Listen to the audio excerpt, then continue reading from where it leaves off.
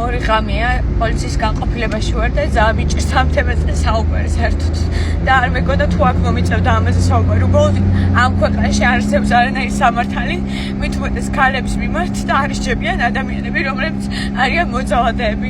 პოლიციაში მივედი ჩემი ნებით დავრეკე, მივედი სრულიად სისხლიანი, ტალახიანი. გამაჩერეს ორი ღამე და ეხლა რომ მეგონა რომ ხელი უნდა მომეწევე როგორც დაზარალებულს, ეს ადამიანი ისევ გარეთ არის. ამიტომ წერ ამ ვიდეოს რომ არაფერი დასამალი არ მქონდეს ჩემი სიტყვის და ჩემი სიმართლისთვის აუცილებლად ბოლომდე ვიბრძოლებ, იმიტომ რომ არ არსებობს ამ ქვეყანაში არსებობს სამართალი, საერთოდ არ არსებობს.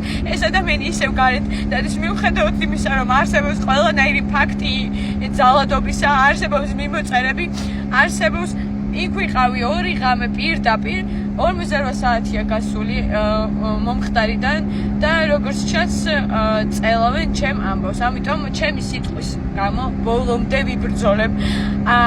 არ მოვირგებ ხერხის როლს, სადაც აქამდე მქონია ეგეთი სიტუაცია და დამიმალია მრცხვენო და ვერ ვლაპარაკობდი. ეხლა არ მოვირგებ ხერხის როლს, ბოლომდე ვიბრძოლებ ჩემი სიტყვის გამო.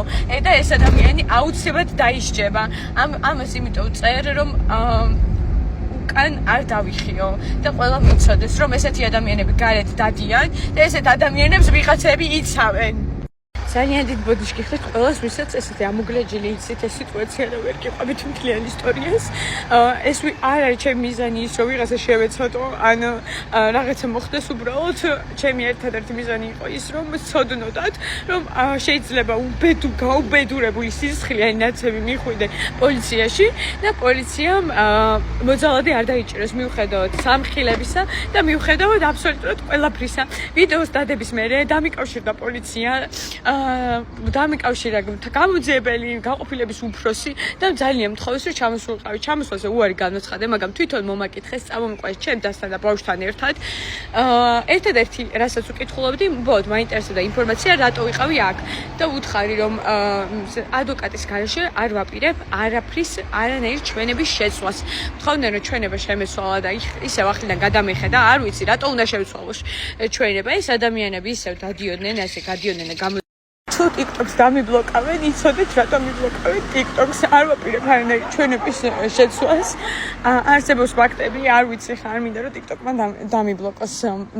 არსებობს მინაწერები, სადაც ადასტურებს ეს ადამიანი როგორ და რანაირად მომექცა მთელი ღამის მანძილზე ვცდილობდი სახლიდან გამოგცევას, მთელი ღამის მანძილზე ვცდილობდი სახლიდან გამოგცევას, მთელი ღამე მიიღებდა ვიდეოებს, დამცინოდა, მაფრთხებდა, ყელში მწვდა, გადამაგდო თმებით მათრია. ძალიან ბევრი ფაქტი არსებობს ჩემი ფიზიკური ძალადობის, ფსიქოლოგიური ძალადობის და ასევე ადამიანის თვითკოვებამდე მიყვანის.